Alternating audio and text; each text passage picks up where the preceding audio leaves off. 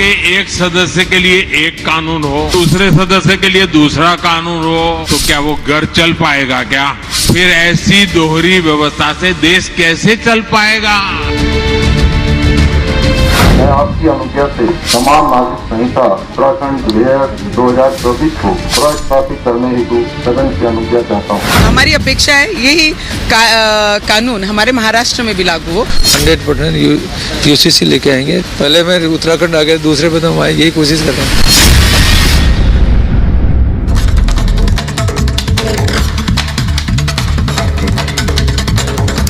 नमस्कार, आपके साथ मैं हूं सुजाता कुकरेती। आप देख रहे हैं महाभारत और आज महाभारत में बात 2024 के उस एजेंडे की जिस पर मोदी सरकार काम कर रही है। आपको बताते हैं आज की बड़ी खबर, उत्तराखंड में यूसीसी का बिल जिस पर इस वक्त सदन में चर्चा चल रही है। यूसीसी आ गया है और जल्द क्या सीएए आने वाला है। आज महाभारत में इसी पर बात करूंगी क्योंकि ये दो अहम एजेंडे नरेंद्र मोदी की सरकार के, क्या 24 में इसी पर अमल होगा? क्या यूसीसी का उत्तराखंड से रास्ता सीधे अब देश के लिए तैयार हो रहा है? आपको मैं बताना चाहती हूं आज महाभारत में मैं बात कर रही हूं इसी की। महाभारत में आज यही बात कर रही हूं कि यूसीसी और सीएए आ रहा है। क्या इसी के साथ साथ भड़काऊ गैंग एक्टिव हो गया है? क्योंकि मोदी प्लान जोरदार है, भड़काऊ गैंग को खबरदार है। ये इसलिए बोल रही हूं क्योंकि नरेंद्र मोदी ने अपना एजेंडा तय कर दिया। कल उन्होंने संख्या भी बता दी कैसे 400 पार जाएगी बीजेपी 2024 में, लेकिन उसके लिए रोड मैप क्या होगा और उसके लिए 24 का एजेंडा क्या होगा? क्या यूसीसी वही एजेंडा है जो उत्तराखंड सरकार से शुरू होकर अब पूरे देश में लागू होने वाला है? क्या जल्द सीएए पर भी अमल होने वाला? आज उत्तराखंड की धामी सरकार ने इसे विधानसभा में पेश कर दिया, इस पर बहस जारी है। इसे जल्द कानून की शक्ल दे दी जाएगी और क्या वही मॉडल बनेगा पूरे देश के लिए यूसीसी का? जल्द पूरे देश में यूसीसी लागू हो जाएगा, लेकिन इसे लेकर भड़काऊ बयानों की बाढ़ सी आ गई है। देश में एक डर का माहौल कि यूसीसी आएगा तो न जाने क्या हो जाएगा। सीएए को लेकर एक भड़काऊ बयानों की एक फहरिस्त आ गई है। आपको बताती हूं कैसे यूसीसी से पहले, क्योंकि इसको कहा जा रहा है पूरे देश में लागू हो सकता है, बयानों की बाढ़ आई। कैसे कानून नहीं मानेंगे, सिर्फ बस भड़काएंगे। मुसलमानों को भड़काने की एक कोशिश जारी है। उसमें मुंबई के मौलाना अजहरी का जो बयान आया वो आपको बता रही। मौलाना अजहरी को आप देख रहे हैं जिन्होंने जूनागढ़ में एक जहरीला बयान दिया और उस जहरीले बयान के बाद मुंबई से उन्हें अरेस्ट किया गया। ये है मौलाना अजहरी और कैसे उनकी इस भीड़, उनकी इस सभा में भारी भीड़ थी और जिस तरह के शब्दों का वो इस्तेमाल कर रहे थे उससे हैरानी होती है और उसके बाद उन्हें अरेस्ट किया गया है। यही तौकीर रजा को आप देख रहे हैं। तौकीर रजा कैसे भड़का रहे हैं? हमारे नौजवान मुसलमान अभी सब्र कर रहे हैं। वो ये कह रहे हैं नियंत्रण हटा तो देश में जंग का माहौल होगा। अब मुझे ये आपसे पूछना है आज महाभारत में कि क्या यूसीसी सीएए जंग का माहौल पैदा कर रहे हैं? वहीं यही नहीं है, देहरादून के जो शहर काजी हैं उन्होंने भी धमकी दे दी है। उन्होंने क्या कहा है? सरकार चाहे तो लागू कर देगी सिविल कोड, लेकिन आगे के नुकसान की जिम्मेदारी भी सरकार की है। ये देहरादून के शहर काजी बोल रहे हैं। ये भड़काऊ बयान नहीं है तो क्या है और इनकी जरूरत क्या है? वहीं ओवैसी क्या कह रहा है? यूसीसी मस्जिद को लेकर ओवैसी का बयान आया है। वो कह रहा है कि मुसलमानों के खिलाफ एक बड़ी साजिश हो रही है। कैसे साजिश हो रही है? आज सवाल पूछूंगी। अपने मजहब से मुसलमानों को दूर किया जा रहा है, क्या ये हो रहा है? इस पर आज चर्चा होगी क्योंकि ये सब बयान सिर्फ मुसलमानों को भड़काने के लिए दिए जा रहे हैं या वाकई ऐसा होने वाला है? क्योंकि एक चिंता की स्थिति देश में बन रही है। जब इन बयानों की बात होती है तो एक चिंता की स्थिति बनती है और आपको बताती हूं कि उस चिंता से हो क्या रहा है। देश का माहौल बिगाड़ने की साजिश पर एक खुलासा हुआ है। ये आज के दिन बता रही हूं जब यूसीसी उत्तराखंड में आया है और सीएए पर चर्चा चल रही है। दिल्ली पुलिस की खुफिया रिपोर्ट में एक बड़ा दावा पेश किया गया। देश विरोधी जो ताकतें हैं वो माहौल देश में खराब कर सकती हैं। बहुत गौर से सुनिए इसे। जो राजनीतिक और धार्मिक बयान हैं उनसे उकसाने की कोशिश की जाएगी। धार्मिक स्थलों में, जो धार्मिक स्थल हैं उनमें जबरन घुसकर शरारती तत्व कोई हंगामा खड़ा कर सकते हैं, छोटे विवाद की आड़ में गड़बड़ी फैला सकते हैं, ऐसा कहा गया इस रिपोर्ट में। जो इंटेलिजेंस इनपुट के बाद हाई अलर्ट पर है पुलिस। क्योंकि दिल्ली पुलिस की स्पेशल ब्रांच ने एक एडवाइजरी जारी की है और उस एडवाइजरी में कहा गया है कि जो धार्मिक संगठन है, संवेदनशील इलाके, उन पर खास तौर से नजर रखी जाए, ड्रोन पेट्रोलिंग के जरिए यह नजर रखी जाए, यह कहा गया है। जो सीएए, एनआरसी, यूसीसी, इनके विरोध में प्रदर्शनकारियों पर फोकस किया जाए, उन पर नजर बनाए रखे, पीसीआर वैन्स की तैनाती रहे, पेट्रोलिंग बढ़ाई जाए, यह कहा गया है। अब आप सोचिए कि एक कानून लाने की कोशिश है जो यूनिफॉर्म है, सबको एक माला में पिरोता है, लेकिन उसके खिलाफ साजिश की भी बात आती है। धार्मिक स्थलों के बाहर सादी वर्दी में जवान रहे, यह कहा गया, और DCP, PCR unit, traffic police alert रहे। यह भी कहा गया कि सोशल मीडिया पर साइबर यूनिट पैनी नजर बना रखेगी, क्योंकि वहां से भी इस तरह की खबरें फैलाई जा सकती हैं जो देश का माहौल खराब करें। आपको एक रिपोर्ट दिखाती हूं। यूसीसी उत्तराखंड में आया है, क्या पूरे देश के लिए मॉडल बनने वाला है, और उससे पहले क्या भड़काऊ सियासत जारी है? ये रिपोर्ट देखिए।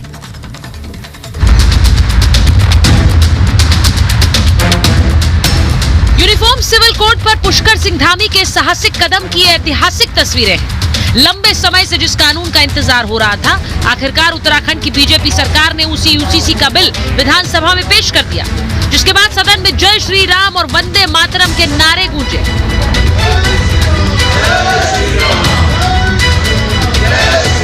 शादी, तलाक, विरासत से लेकर गोद लेने समेत कई मुद्दों को समेटे इस कानून पर अब विधानसभा में चर्चा होगी, जिसके बाद वोटिंग और फिर जल्द ही ये देवभूमि में लागू हो जाएगा। मगर बिल आते ही बहस भी छिड़ गई। सरकार इसे सबका कानून बता रही है तो विपक्ष वोट बैंक पॉलिटिक्स। माननीय अध्यक्ष जी, मैं आपकी अनुज्ञा से समान नागरिक संहिता उत्तराखंड विधेयक 2024 को पुनर्स्थापित करता हूँ। सीमांत राज्य को, जो संवेदनशील राज्य है कई दृष्टिकोणों से, आपने उसको टोकनिज्म के लिए इस्तेमाल किया, अपने प्रतीकात्मकता के लिए हमारे राज्य को इस्तेमाल किया। आपको लाना था यूनिफॉर्म सिविल कोड, अब सेंट्रल गवर्नमेंट लेकर के आती। सियासत का तो काम है विरोध करना और भ्रम फैलाना, लेकिन महिलाओं के अधिकारों को मजबूत करने वाले इस बिल की बड़ी बातें जान लीजिए, जो एजेंडाधारियों को फेल कर देगी। मसलन सभी धर्मों में शादी तलाक का एक कानून होगा। क्या नहीं बदलेगा? शादी निकाह के रीति रिवाज, मान्यताएं नहीं बदलेंगी।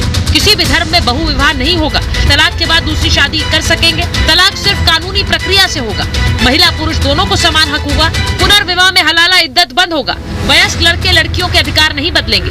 शादी लिव इन का रजिस्ट्रेशन जरूरी है। निकाह के धार्मिक तरीके वही रहेंगे। इस्लाम में 14 साल में शादी गैर कानूनी। लड़कियों की शादी की उम्र 18 साल होगी। अभी तो उत्तराखंड में बस यूसीसी का बिल आया है और विपक्ष ने सिर पर सारा आसमान उठा लिया है। लोग विरोध करने के लिए सड़क पर उतरे तो धामी ने धारा 144 लगाकर सदन की सुरक्षा बढ़ा दी। पहाड़ से मैदान तक यूसीसी का मुद्दा जोर पकड़ रहा है। नरेंद्र मोदी से मांग की जा रही है कि महाराष्ट्र समेत देश भर में यह कानून लागू किया जाए। वहीं विपक्ष ने विरोध का झंडा भी उठा लिया। नहीं होना चाहिए, ये जो है नेचर के साथ छेड़छाड़ है, और जो नेचर के साथ छेड़छाड़ करेंगे, कभी आसमान से मुसीबत आएगी, कभी जमीन के नीचे से मुसीबत आएगी, कभी इधर से कभी जमीन टूटेगा, कभी आसमान फूटेगा, और कभी मिनिस्ट्री आ जाएगी। कोई कानून ऐसा बनता है जो हमें मुसलमानों को कुरान पाक ने जो हिदायत दी हैं उसके खिलाफ बनता है, उसके खिलाफ कोई कानून बनता है तो हम उसको मानने को तैयार नहीं है। तो हमारी अपेक्षा है यही कानून हमारे महाराष्ट्र में भी लागू हो, सभी को, इस देश में रहने वाला हर व्यक्ति एक समान हो। अगर ये कायदा आता है तो मुझे लगता है हम सभी इसका स्वागत दिल खोल के करेंगे। मोदी के मन में भी समान कानून का मुद्दा लंबे समय से है। वो खुद इस बात को जाहिर कर चुके हैं। विधि आयोग के पास भारत में यूसीसी लागू करने को लेकर लाखों सुझाव आ चुके हैं। यानी वो दिन दूर नहीं जब देश में यूसीसी आएगा। डिप्टी सीएम केशव मौर्य ने उत्तर प्रदेश के लिए बड़ी हिंट दे दी और सही वक्त आने पर कानून लाने का दावा कर दिया। तो राजस्थान में भी बड़ा ऐलान हो सकता है। जब से भारतीय जनता पार्टी सरकार बनी है, एक देश में 2 कानून चल रहे हैं, 2 कानून नहीं चलेंगे, एक ही कानून होना चाहिए। वो कानून 100% यूसीसी लेके आएंगे। कोशिश यही करेंगे कि हम दूसरे नंबर पे आए। मैं उत्तराखंड के सरकार के मुख्यमंत्री श्री धामी जी का हृदय से अभिनंदन करता हूँ। उन्होंने समूचे देश को क्या नाम है, उत्तराखंड में समान नागरिक आचार संहिता लागू करके और एक नई दिशा दी है, एक चिंतन का एक मुद्दा छोड़ा है। पुष्कर धामी जी के पास और कोई तरीका बचा नहीं है लोकसभा चुनाव में जाने के लिए। यूसीसी का प्रोपेगेंडा खड़ा करना, इस देश में अलग अलग रंग के फूल हैं, अलग अलग रंग के फूलों की महत्ता है। आप पूरे देश को एक रंग में रंग देना चाहते हैं, ये कहीं से भी भारत जैसे विविधता वाले देश के लिए अच्छा नहीं है। यूसीसी पर मोदी प्लान तैयार हो रहा है, तो वहीं बनकर तैयार सीएए यानी नागरिकता कानून भी जल्द लागू हो सकता है। इसके बाद नंबर आएगा जनसंख्या नियंत्रण कानून का। मोदी क्या अपनी तीसरी पारी में ट्रिपल कानूनों पर मुहर लगा देंगे? Bureau report, Republic Bharat.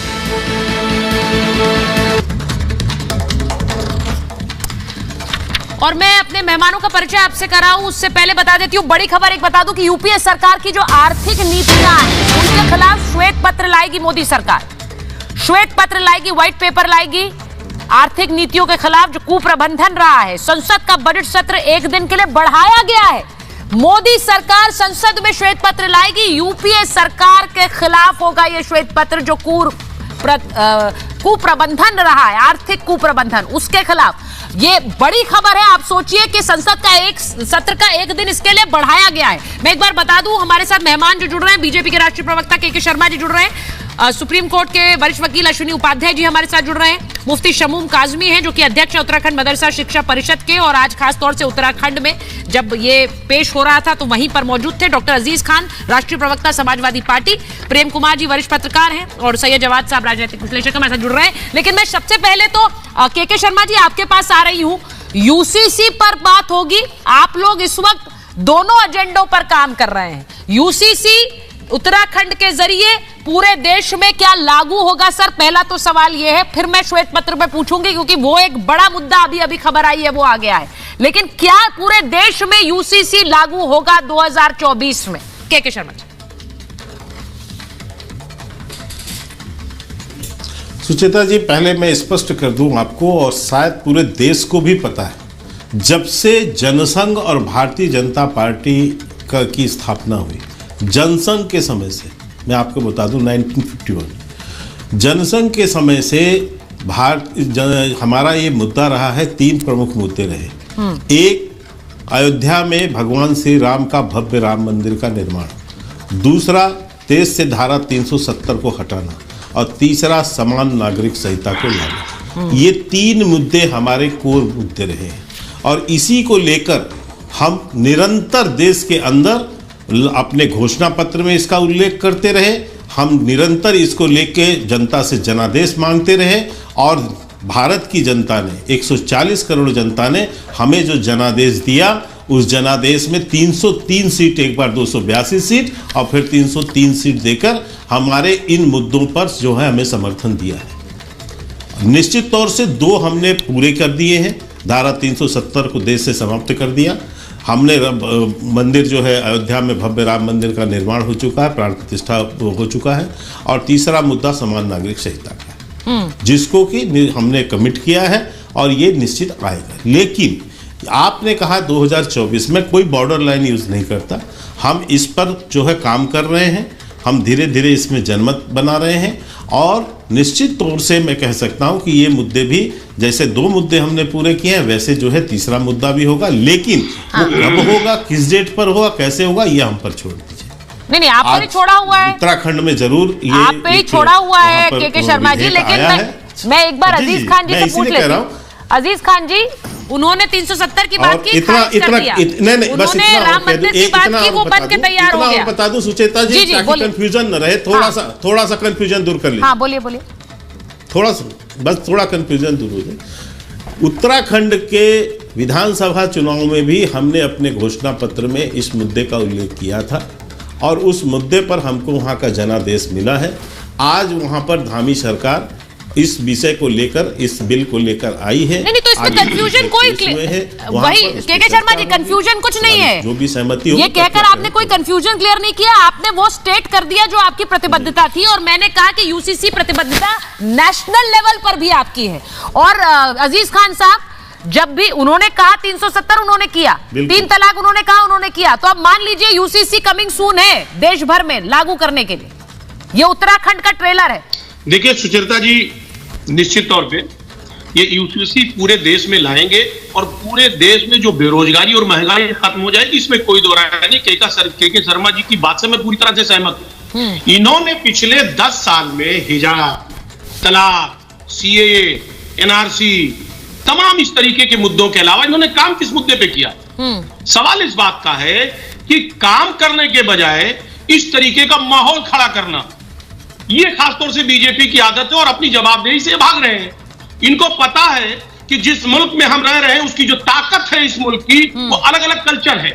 अगर वाकई में इनको लाना था तो ड्राफ्ट तैयार करते केंद्र स्तर पे और पूरे देश में तमाम तरीके की अलग अलग जगहों पे कुरीतियां हैं, दिक्कतें हैं, उन पे कहीं ना कहीं उस पर एक चर्चा होता, सर्वदलीय बैठक होती, धार्मिक तमाम लोगों को बुलाया जाता और कहीं ना कहीं उस पर चर्चा होकर के एक बेहतरीन ड्राफ्ट तैयार होता। ठीक है। मकसद यूसीसी प्रॉपर तरीके से लाना नहीं है, क्योंकि अगर लाना होता तो आप देखिए तमाम कुरीतियां हैं। आप सुन लीजिए, कंप्लीट करिए, बड़ी इंपॉर्टेंट बात कह रहा हूं। आपने देखा कुरीतियों का आलम, आप देखें कि वही गोवा है, वहां अगर किसी शख्स को बच्चा नहीं पैदा होता है तो मर्द दूसरी शादी कर सकता है। दूसरी तरफ साउथ में देख लिए, एक औरत कई शादी कर सकती है। देखिए कुरीतियां देखिए आप। हम दूसरी बात नॉर्थ इंडिया में देख लें आप कि कोई भी शख्स अगर शादी करना चाहता है तो अगर 5 पीढ़ी तक देखा जाएगा, उसकी तमाम चीजों को अगर वो मिलता है तो शादी नहीं कर सकता। लेकिन साउथ इंडिया में आप देखिए सगे मामू भांजा शादी करते हैं। तो तमाम ऐसी कुरीतियां हैं, उन कुरीतियों को अगर वाकई में ये खत्म करना चाहते हैं तो केंद्र सरकार को इसका ड्राफ्ट लाना चाहिए। दूसरी बात मैं जानना चाहता हूं कि बहुत सारी मुद्दे हैं, आज नागालैंड, मिजोरम, हिमाचल प्रदेश, कई जगहों पे स्पेशल प्रोटेक्शन है 371 का। सवाल इस बात का, क्या आप उत्तर प्रदेश में जमीन खरीद सकते हैं तो क्या हिमाचल और नागालैंड में भी जमीन खरीद सकते हैं? अगर समान अधिकार की बात करें, समान आचार संहिता की बात है, तो हर जगह एक जैसा कानून क्यों नहीं? अगर वाकई में इनकी नियत दुरुस्त है तो ये हम जानना चाहते हैं। मैं अजीज खान साहब, आपने अपनी बात रखी। नहीं, मैं सिर्फ इसलिए कह रही हूं क्योंकि जब कानून की बात होती है तो वो हर धर्म के व्यक्ति पर उसी तरह से लागू होगा। अश्विनी जी ये कह रहे हैं कि आप लोग विविधता वाले देश को इस तरह यूनिफॉर्मिटी में पिरो नहीं सकते हैं। हर जगह के अलग अपनी परंपराएं हैं, आप इसे थोपेंगे और अगर नहीं थोपेंगे तो नरेंद्र मोदी सरकार के लिए बहुत मुश्किल टास्क होगा देश को यूसीसी में पिरो पाना। आप पिरोने की कोशिश करेंगे लेकिन वो सक्सेसफुल नहीं होगा। जरा जवाब दीजिए इसका। नहीं, वो गुमराह करने की कोशिश कर रहे हैं। ये कोई यूनिफॉर्म ड्रेस कोड नहीं है कि सबका ड्रेस एक जैसा हो जाएगा। ये यूनिफॉर्म लैंग्वेज कोड नहीं है कि सबकी लैंग्वेज एक हो जाएगी। ये यूनिफॉर्म फूड कोड नहीं है कि सबका भोजन एक जैसा हो जाएगा। ये यूनिफॉर्म रिलीजन कोड नहीं है कि सबको हिंदू धर्म ही अपनाना पड़ेगा, सनातन धर्म अपनाना पड़ेगा। ये यूनिफॉर्म कस्टम कोड नहीं है कि सबका कुर्ता पैजामा एक हो जाएगा। ये यूनिफॉर्म कल्चर कोड नहीं है कि नहीं अब आपको नमाज नहीं पढ़ सकते, अजान नहीं कर सकते। अरे भैया ये कुछ नहीं है। अरे मंदिर में पूजा वैसे ही होती रहेगी, अजान वैसे ही होती रहेगी, नमाज वैसे ही होती रहेगी, चर्च में प्रेयर वैसे ही होती रहेगी, गुरुद्वारे में पूजा अपने तरीके से चलती रहेगी। इसमें कोई फर्क नहीं पड़ता। हिंदू 7 फेरे लेते रहेंगे और जो निकाह होगा उसमें काजी आके निकाह पढ़ाता रहेगा, कबूल कबूल चलता रहेगा। इसमें कोई अंतर ही नहीं है। यहाँ किसी थोड़ी कहा तुम टोपी हटा दो और साफा पहनो, ऐसा कुछ नहीं है। अरे शादी विवाह की उम्र समान हो जाएगी, इसका फायदा सबको मिलेगा। गुजारा भत्ता सबको मिलेगा। ग्राउंड्स ऑफ डिवोर्स एक कॉमन हो जाएगा, प्रोसीजर ऑफ डिवोर्स कॉमन हो जाएगा। बच्चा गोद लेने का अधिकार सबको मिल जाएगा, बच्चे के भरण पोषण का अधिकार सबको मिल जाएगा, वसीयत का अधिकार सबको एक समान हो जाएगा, विरासत का एक समान अधिकार सबको हो जाएगा, माता पिता की देखभाल का अधिकार सबको मिल जाएगा। इसमें दिक्कत कहाँ से आ रही है? एक पति एक पत्नी का नियम सब पे लागू हो जाएगा। खान साहब कंफ्यूज मत करिए प्लीज, इसको ऐतिहासिक कार्य है और मैं फिर से कह रहा हूँ ये किसी पॉलिटिकल पार्टी का इशू नहीं है, यह संविधान का इशू है।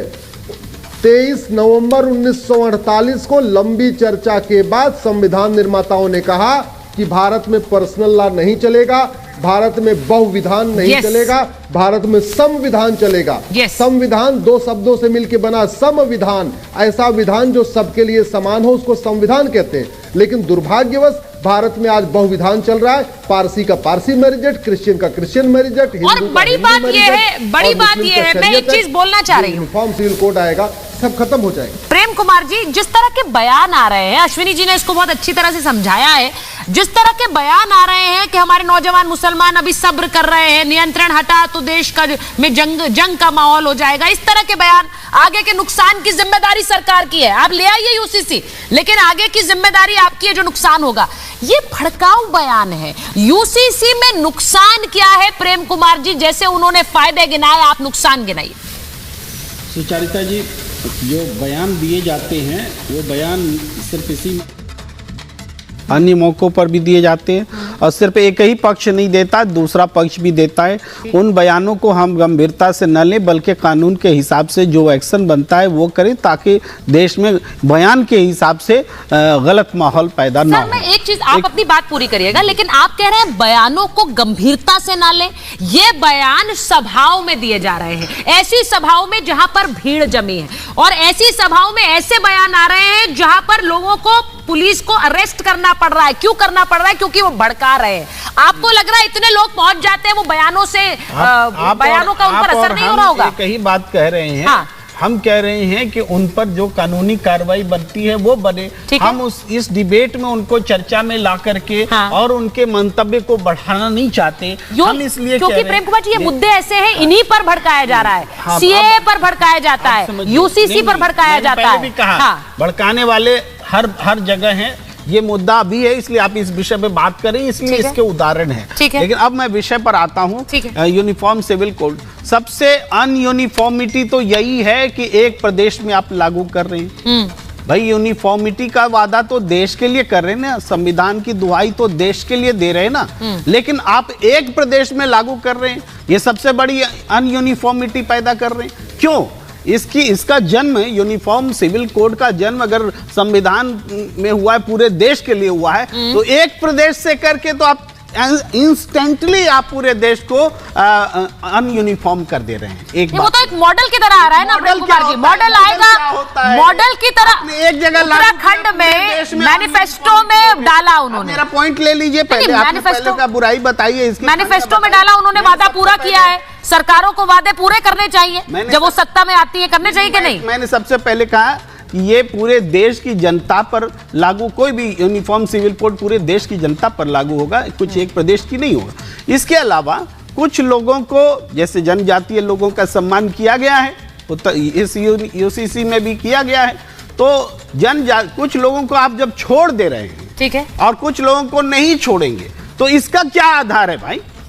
ये क्यों करेंगे? ये सबसे बड़ी खामी है। ठीक है, तो क्या पूरे देश में भी आप जनजातियों को छोड़ देंगे? इसीलिए कि पिछली बार जब यूसीसी की चर्चा हो रही थी, देश के आदिवासी और पूर्वोत्तर में विरोध की हवा लह रही थी, तो आप जनजाति और पूर्वोत्तर के विरोध को आप संज्ञान लेंगे और मुसलमानों के विरोध को संज्ञान नहीं लेंगे? नहीं, क्यों नहीं लेंगे? क्यों नहीं लेंगे?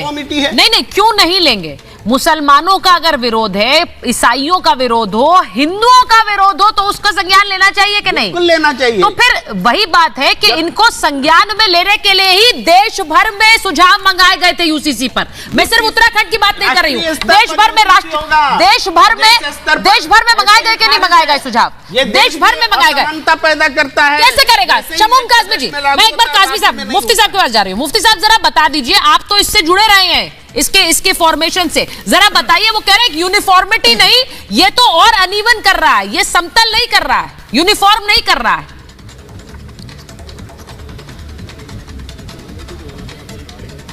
मैं कहना चाहता हूं कि आदरणीय मुख्यमंत्री श्री पुष्कर सिंह धामी का ये बहुत साहसी और एक जिम्मेदार कदम है कि प्रदेश के अंदर इससे सिमिलरिटी आएगी और यूसीसी से किसी का भी नुकसान नहीं होगा, कुप्रथाओं पर अंकुश लगेगा। जैसे एक से ये बहु विवाह का जो ताल्लुक़ है वो इस्लाम का अनिवार्य हिस्सा नहीं है। इसी तरह से जो 3 तलाक, किसी को चाय की पत्ती कम हो गई, रात सो के देर से उठे, तलाक दे दिया, जो महिलाओं को झेलना पड़ता था।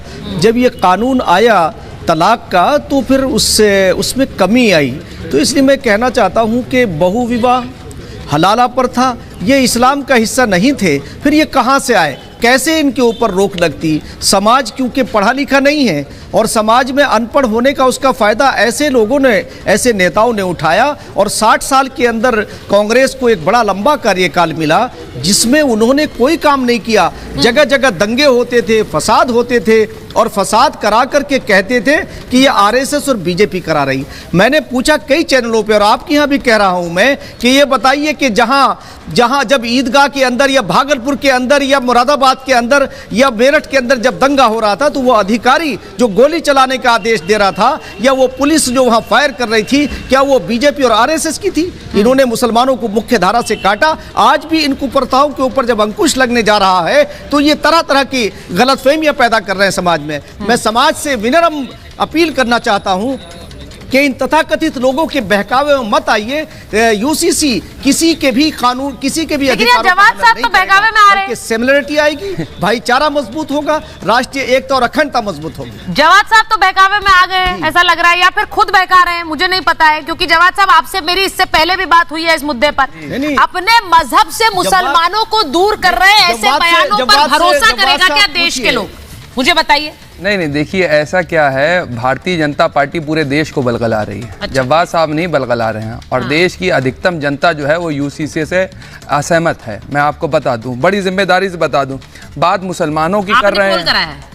नहीं, अब भारतीय जनता पार्टी पोल कहाँ कराती है? उन्होंने सुझाव मंगाए, ढोल जो है वो 20 लाख के करीब सुझाव आए जो पहली बार मंगाए। 140 करोड़ जनता में मैं मानती हूँ, पर उनके पास कोई सैंपल तो है, आपके पास तो कोई पोल नहीं है। सुन तो लीजिए, हमारे पास तो कोई पोल नहीं है, तो आपने सही कहा, पोल का अधिकार सिर्फ बीजेपी को है। देखिए क्या है, अभी बड़ी मुस्लिम महिलाओं के सशक्तिकरण की साहब बात हो रही थी, मुसलमानों के सशक्तिकरण की, मुसलमानों को कोई लेना देना नहीं। गलत है। आप बताइए मुस्लिम रिप्रेजेंटेशन कितना है सदन के अंदर, लोकसभा के अंदर, जब आप पॉलिटिकल रिप्रेजेंटेशन दे नहीं रहे मुसलमानों को। ठीक है, आप चलिए पासमानदा मुसलमानों को ही दे दीजिए, मुस्लिम महिलाओं को ही पहुंचा दीजिए आप सदन के अंदर, विधानसभा लोकसभा के अंदर, तभी तो सशक्तिकरण होगा। दे नहीं रहे। मुसलमानों को मिलने वाली, माइनॉरिटी को मिलने वाली जो स्कॉलरशिप होती तो उसका बजट काट ले रहे हैं। मुसलमान बस्तियों के अंदर अच्छे स्कूल नहीं है, उसके लिए यूनिफॉर्म नहीं लेकर के आएंगे, अच्छे हॉस्पिटल नहीं, उसके ऊपर नहीं बात करेंगे, और यहाँ पे आकर के बड़ी बड़ी बात करेंगे। बिल्किस बानो की याद नहीं आती इनको, बड़ी जो है याद आ जाती है। जवाद साहब, यूनिफॉर्मिटी में दिक्कत क्या है, मैं ये समझ नहीं पाती हूँ। आप मुसलमान हित की बात कर रहे हैं, लेकिन मैं यहाँ पर सबके हित की बात कर रही हूँ। क्या ये देश, हाँ तो बड़ी बात है ना, तो देश हित में सब धर्मों के बारे में सोचेंगे या सिर्फ मुसलमानों के बारे में सोचेंगे, ये बताइए। भारतीय जनता पार्टी सोचती सभी धर्मों के बारे में। यूनिफॉर्म सिविल कोड के एक धर्म के बारे में सोचा जा रहा है? बिल्कुल। कैसे? आपको बता दूं, कैसे? 2 रीजन बता दूं आपको, एक नहीं 10 एग्जांपल दे दूंगा। जैसे अभी आपको बता दूं, अभी नारी सशक्तिकरण की बात हो रही है, ट्रिपल तलाक की बात हो रही है, बहुविवाह पे बात हो रही है। अरे भाई, अपने गिरमान में कब झांकेंगे? बहुत सी जगह पर होती है बहुविवाह। एक महिला जो है 5-5 पुरुषों के साथ भी शादी करती है। पूछिए जाकर के हिमाचल के अंदर, पूछिए, होता है हिमाचल के अंदर बहुत सी जगह, और खासतौर से उत्तराखंड के अंदर भी बहुत सी जगह पर है। उसके लिए क्या करेंगे? इतने सालों से सो रहे थे, वहां पे जवाब नहीं देती। बहुत से रिश्तों के अंदर जो है मामा भांजी शादी करती है साउथ के अंदर, उसमें क्या आपत्ति है? समझ नहीं आ रहा जवाद साहब, आप वो दिक्कतें गिनाइए जिनसे मुसलमान भड़क रहा है, जिनसे सड़क पर उतरने के लिए बैठा है, वो ना गिनाकर आप आदिवासियों पर बार बार आते हैं। अपनी दिक्कत बताइए ना, क्या है? आदिवासी इस देश का हिस्सा नहीं, तो वो बोलेंगे, वो बोलेंगे। मैं आपसे आपकी दिक्कत पूछ रही हूँ, आप भड़काने, हम भड़का रहे हैं। आपको दिक्कत क्या है? हम कह रहे हैं, मैंने कहा आप दिक्कत गिना दीजिए ना। आप बतौर आप एक मुसलमान समुदाय के प्रतिनिधि हैं, तो दिक्कत क्या है जरा गिना देंगे आप तो बड़ा अच्छा लगेगा मुझे। यहाँ के शर्मा जी बैठे हुए हैं, उन्हें जवाब देने दीजिए कि कैसे दिक्कत हो रही है मुसलमान समाज को, वो जवाब देंगे। हाँ, मैं बता दे रहा हूँ आपको, अभी बोला तो कितने बताइए मुस्लिम महिलाओं को रिप्रेजेंटेशन देंगे आप सदन के अंदर? आप दे दीजिए। अरे क्वेश्चन आपने बदल दिया, मैंने कहा यूसीसी से आपको दिक्कत क्या है? के शर्मा जी से सीधे बताइए, वो प्रतिनिधि के रूप में बैठे हैं बीजेपी के, बताइए ना। इस देश के अंदर खाली मुसलमानों की बात आप करने लगते हैं। इस देश के अंदर जो है, देखिए फिर घुमा रहे हैं। हम आपको सच्चाई, direct question requires a direct answer. Jawad साहब, बिल्कुल मैंने आपसे सिर्फ यही पूछा है एक प्रतिनिधि के रूप में। अब मैं यहाँ पर अजीज खान साहब बैठे हुए, पूछिए। अजीज खान साहब, मैं आपसे पूछ लेती हूँ, एक मुस्लिम समुदाय के प्रतिनिधि के रूप में, मैं समाजवादी पार्टी के प्रवक्ता के रूप में नहीं पूछ रही हूँ आपसे, बताइए क्या दिक्कत है? क्योंकि के शर्मा जी से बताइए, मैं नहीं चाहती हूँ कि किसी भी समुदाय का इसमें कोई घाटा हो, नुकसान हो। के शर्मा जी बताएंगे। जी, देखिए सुचित्रा जी, मेरा छोटा सा सवाल है कि इसमें मुस्लिम का बहुत फायदा है, जैसा कि के शर्मा जी कह रहे हैं, बीजेपी कह रही है, यानी मुस्लिम शख्स को बहुत बड़ा फायदा हो जाएगा। हिंदुओं का क्या फायदा होगा? पहला सवाल मेरा ये कि हिंदू भाइयों का क्या फायदा होगा, एक सवाल। और मुसलमानों का फायदा होगा तो क्या फायदा होगा, ये मैं जानना चाहता हूं। दूसरा सवाल, हकीकत ये है, क्या मुसलमानों के लिए आप आरक्षण देना चाहेंगे? क्या मुसलमान बहनों की बड़ी बड़ी बातें करते हैं, उनके लिए कोई आरक्षण तय करेंगे? अब देखिए, शिक्षा की कोई व्यवस्था करेंगे?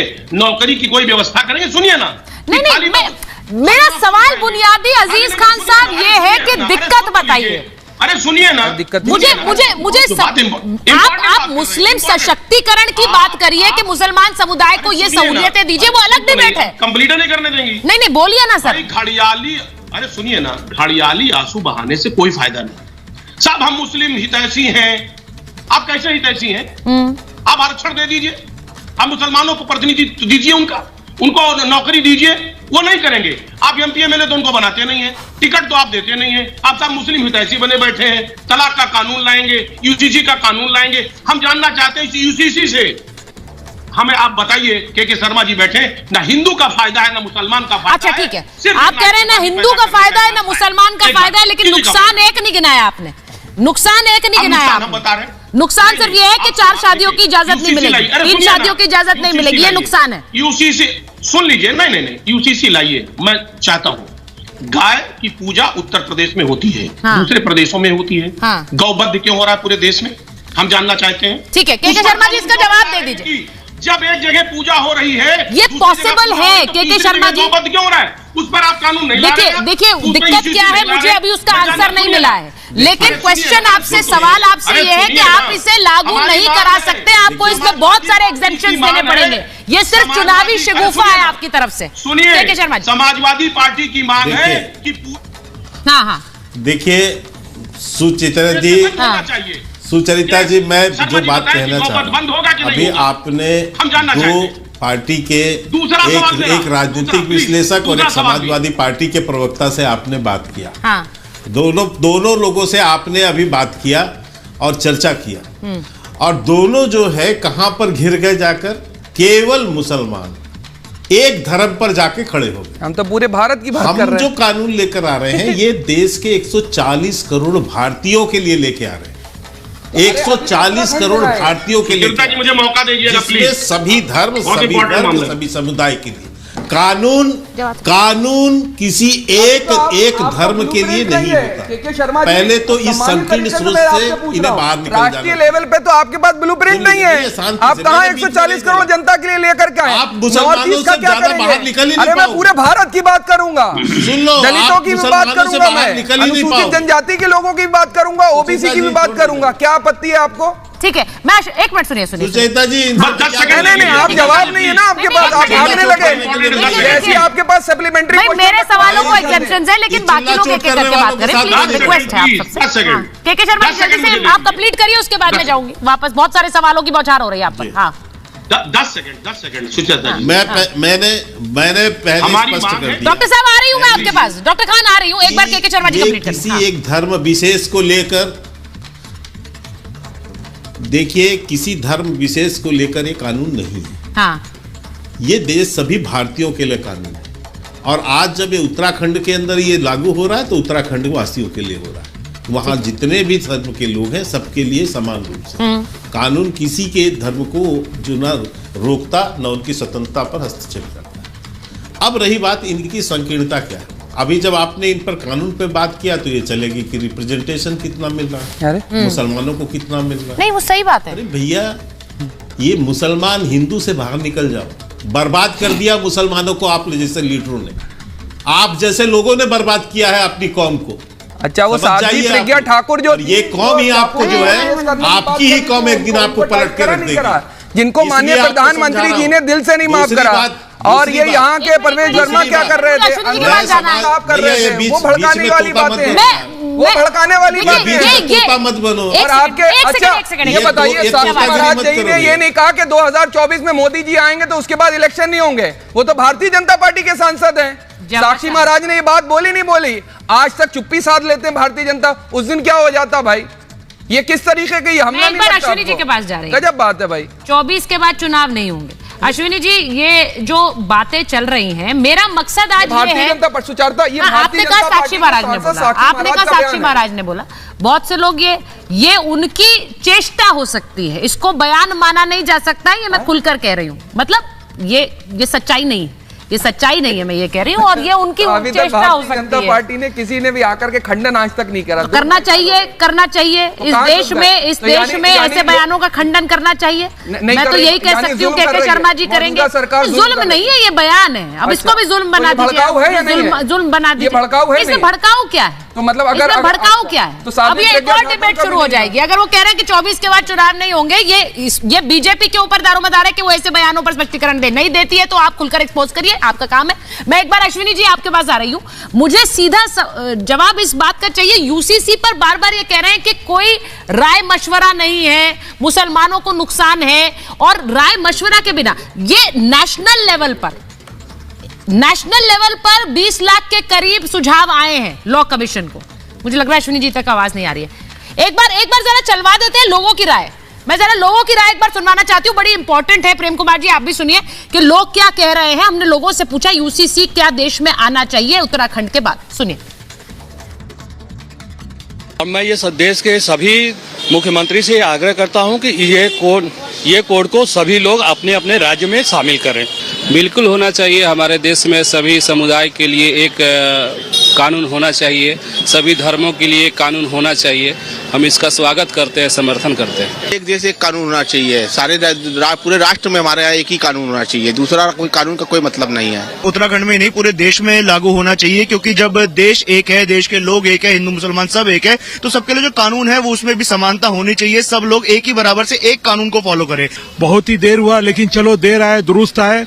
और यदि सरकार बढ़िया इंटेंशन के साथ यदि कर रही है तो निश्चित रूप से ये मील का पत्थर भारत के इतिहास में साबित होगा। ये पूरे देश में होना चाहिए।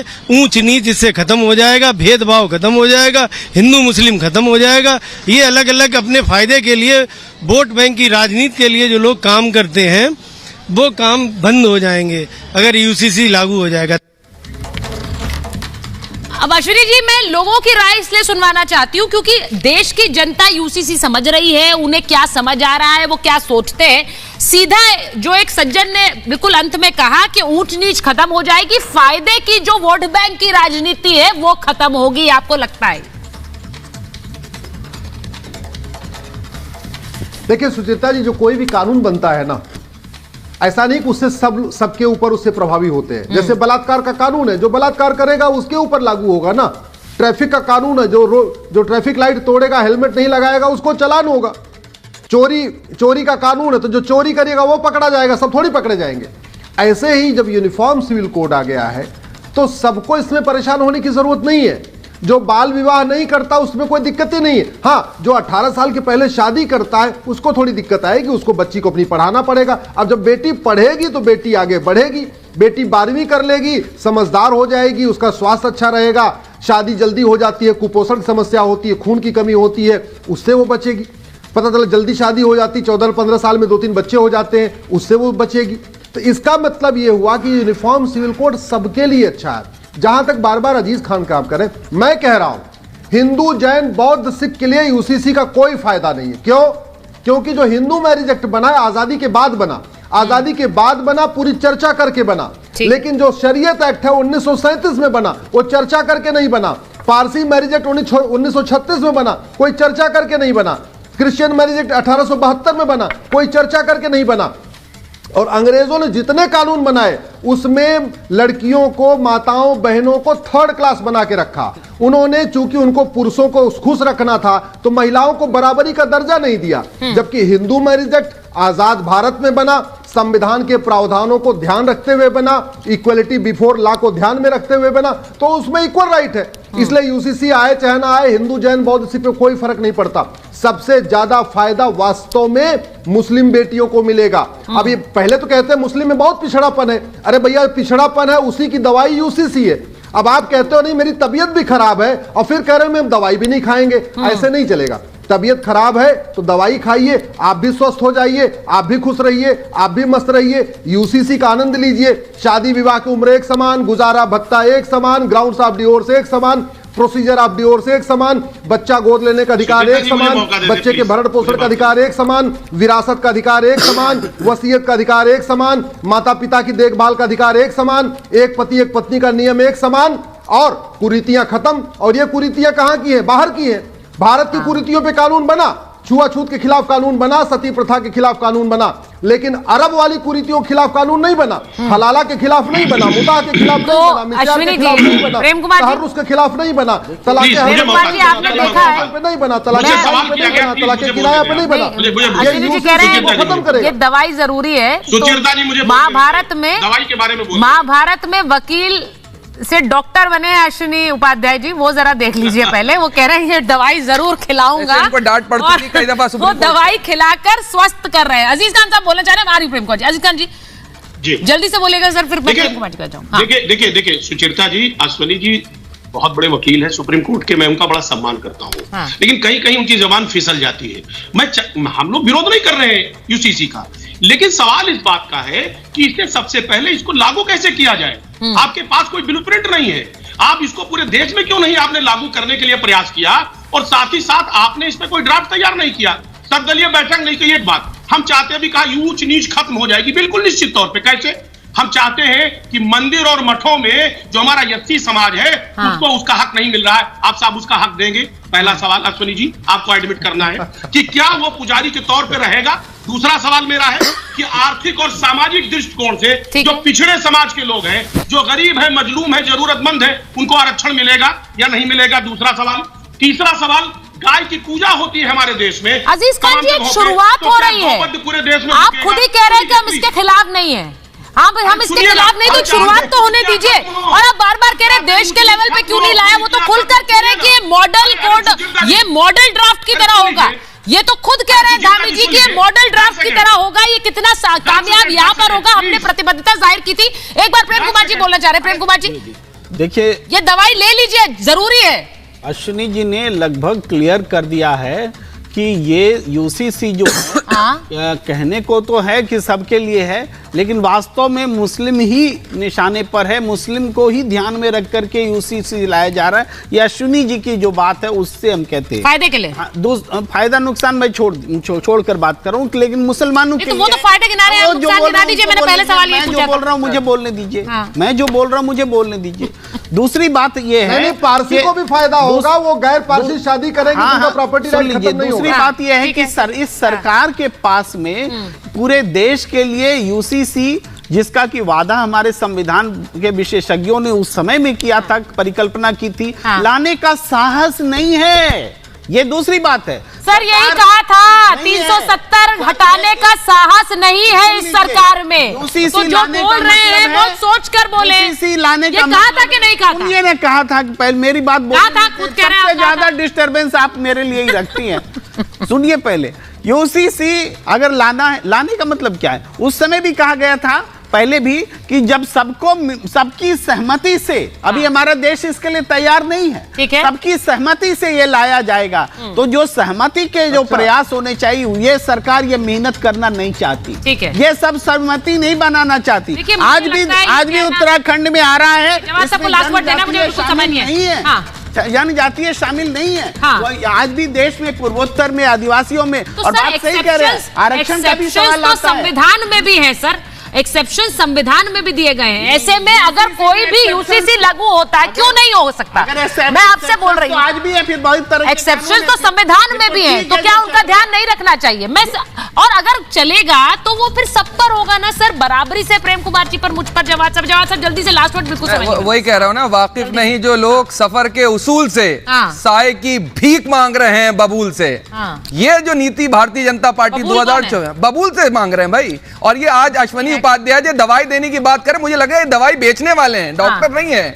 दवाई डॉक्टर जो है वो सहूलियत के हिसाब से देखता है, ये तो दवाई बेच रहे हैं जबरदस्ती, मेरी दवाई ले लो। अरे भाई, जनता नहीं लेना चाह रही आपकी कोई दवाई, कोई मतलब आपकी दवाई में असर नहीं है, सारी बेअसर साबित हो रही है। चाहे वो कृषि कानून बिल लेकर के आते हैं, वो भी दवाई बेअसर हो गई आपकी, उसको रिजेक्ट कर दिया गया, आपको लेकर के आ गए। उसके बाद जो है आप लेकर के आए थे, लेकिन जनता रिजेक्ट नहीं कर रही है ना, समस्या ये है। आप कहिए जनता रिजेक्ट नहीं कर रही है। जब वो कल लोकसभा में कह रहे थे प्रधानमंत्री कि 400 पार का की जो गणित उन्होंने समझाई है वो तो कुछ महीने है ना, उन्होंने खुद ही बताया 90 से 100 दिन बचे हैं। उन 90 से 100 दिन में पता लग जाएगा कि दवाई कबूल है या दवाई कबूल नहीं है।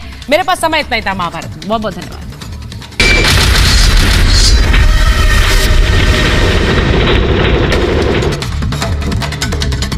ऐश्वर्य के एजेंडा से